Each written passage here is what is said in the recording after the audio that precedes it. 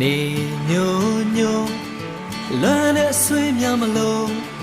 ကျုပ်တို့ရဲ့ရွာလေးကတချင်တွေဆိုချိန်တန်ပြီဆိုစပါးကင်းများမဲဆိုအိမ်ပြန်ချိန်ဆိုစနီးကြောလေးကကြိုနေညိုညို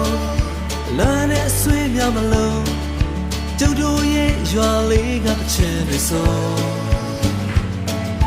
ချိန်တန်ပြီဆိုစပါးကင်းများမဲဆိုအိမ်ပြန်ချိန်ဆိုစနီးကြောလေးကကြိုကျုပ်တို့ရဲ့ရွာလေးငြိမ်းချမ်းတဲ့ရွာလေးလာပါလာပါအားလုံးတို့ဖိတ်ခေါ်နေကျုပ်တို့ရဲ့ရွာလေးဟိုဝေးကစိတ်လည်းတဲ့ရွာလေးလာပါလာပါအားလုံးတို့ဖိတ်ခေါ်နေ